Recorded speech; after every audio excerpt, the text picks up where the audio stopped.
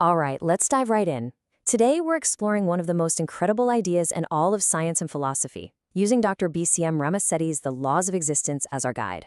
We're talking about emergence, the hidden secret to how our entire reality gets built, from the simplest particle all the way up to us.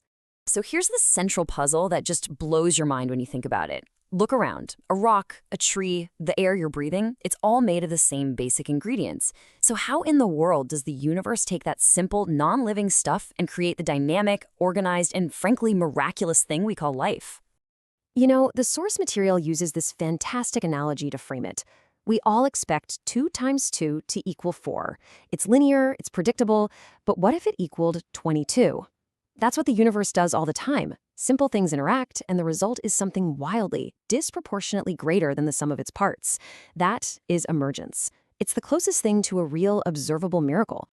To really get to the bottom of this, we're going to walk through 5 key ideas. We'll start with the puzzle itself, then define the mechanism, see how it cascades to create life, use it to classify everything in a new way, and finally, tackle the huge philosophical questions this all raises. Okay, so first up, let's really frame this problem. We tend to think of miracles as something that breaks the laws of physics, right? Something supernatural. But emergence shows us that the real miracles are actually written into the laws of the universe itself. So here's the paradox that we need to wrap our heads around. The building blocks are simple, they're everywhere. But what they create is just astonishingly diverse. What's the secret sauce? What are the rules that cause this explosion of complexity? Well, the answer isn't in the pieces themselves. It's in how they get together. All right, let's get to the heart of it.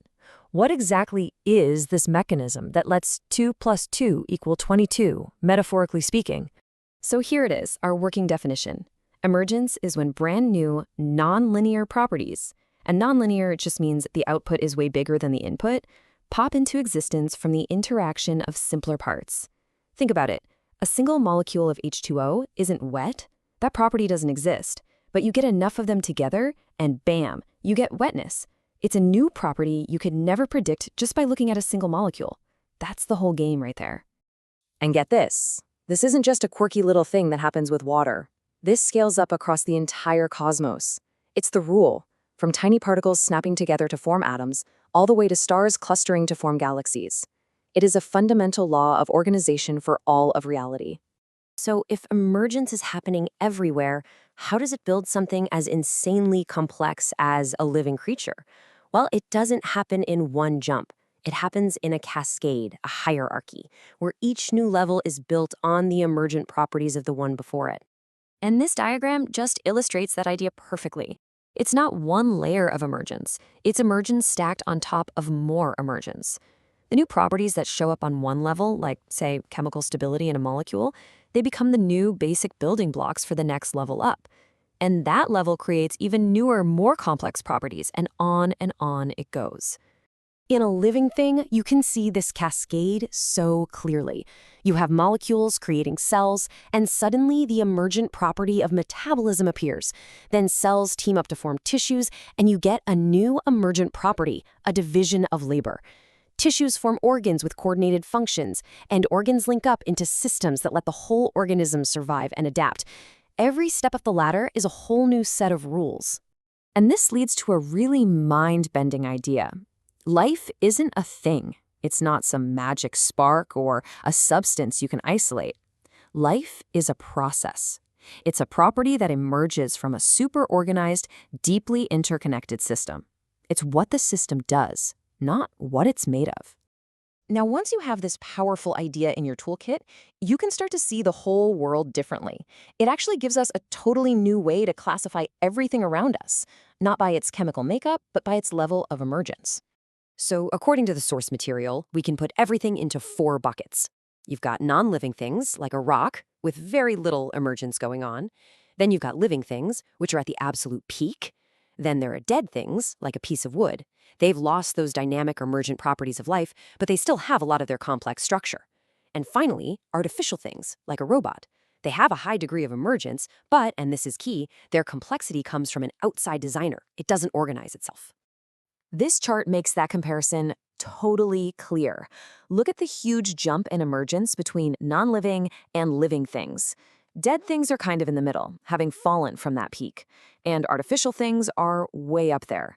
But as we're about to see, they're playing a fundamentally different game than living things. So what is that fundamental difference? This slide nails it. Life self-organizes. It builds its own complexity from the bottom up with no outside help. Artificial things are intelligently designed. They are assembled based on a blueprint, an external plan. And that difference between autonomous self-organization and intentional design, well, that's everything.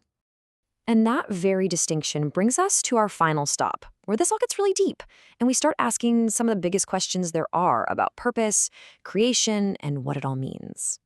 I mean, this is the big one, isn't it? For pretty much all of human history, we've looked at complex things, an eye, a bird's wing, and we've assumed, well, someone must have designed that. It just seems intuitive. But what emergence gives us is a powerful scientific alternative, a way for incredible, breathtaking complexity to arise all on its own, naturally, just by following simple rules over and over. So the source material suggests there are really two ways things come into being. Some are just passively shaped by their environment, like a stone being tumbled smooth in a river. It has no say in the matter.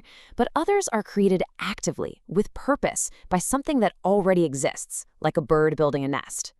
Life itself seems to straddle these two. It's shaped by its environment, for sure, but through emergence, it gains the power to start shaping its own existence back. And we're going to end on this really powerful thought. Maybe we've been focusing on the wrong miracle all along. Change and evolution, that's just a natural result of how the universe works. The real wonder, the true miracle, is that anything complex and stable can even exist in a universe that always trends toward chaos and disorder. It's the simple, profound defiance of just being here that's the greatest marvel of all.